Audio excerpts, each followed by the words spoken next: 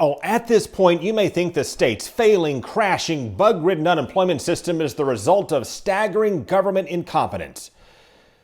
But believe it or not, our governor says our state government built it that way on purpose.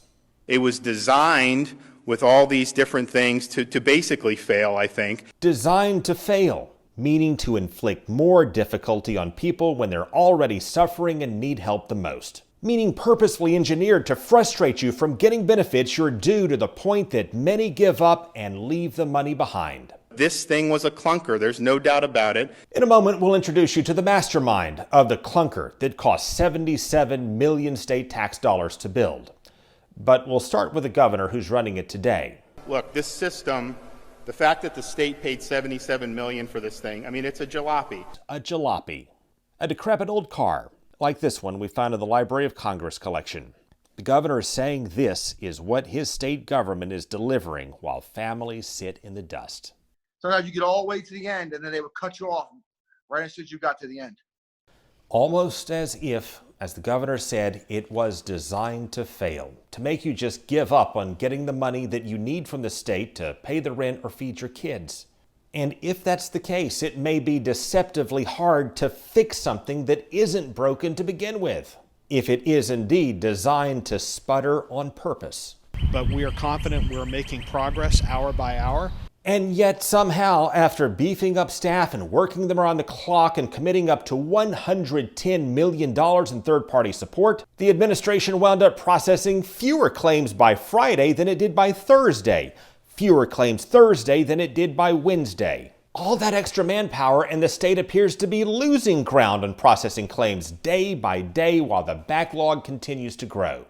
So, without advance notice on Friday morning, the state's online system to file any new claims shut down for the entire weekend. We needed all the processing power we could get to process payments.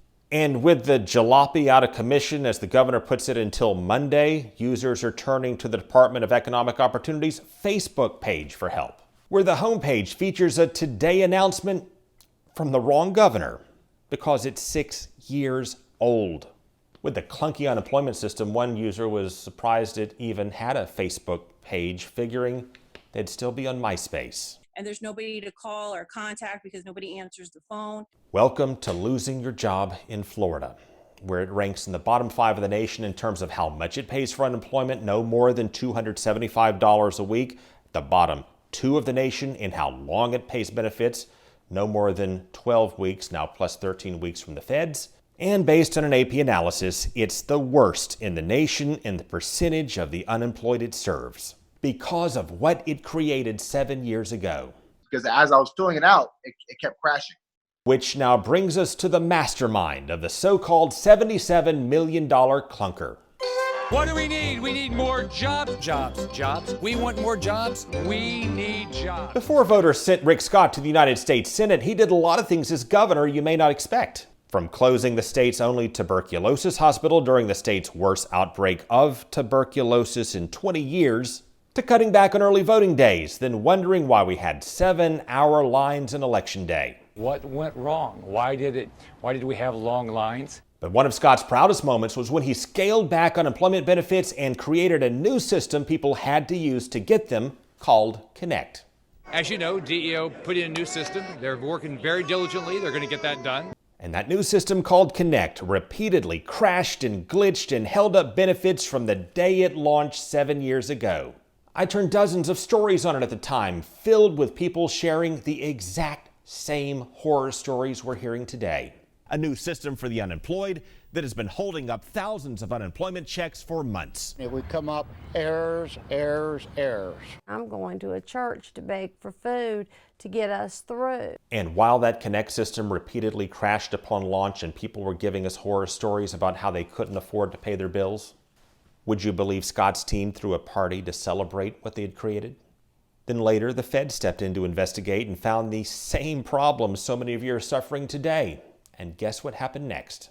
When the Fed showed up last month, Scott's administration said it would pay all the claims more than a week past due. But when the Feds left, Scott's administration changed the tune. With 41,000 people caught up in the backlog, Scott's team said it would pay 10,000 Then dial that back to 4,900, and Governor Scott still won't say when or if others will get their checks. So the problems continued, and people sort of just tuned them out because the economy was good and unemployment was low until the pandemic struck and the job market cratered, and now hundreds of thousands of desperate people are sitting in that dust. You can't have us at home and then have us starve and have us not knowing how we're going to pay our bills. On the other hand, Senator Rick Scott is now worried the unemployed are getting too much. In an email fundraiser, he wrote the extended federal unemployment benefits during the pandemic make laid-off people not want to come back to work because they can collect more on unemployment. That is, if you can get it through what our current governor calls Florida's jalopy, built by money, power, and politics.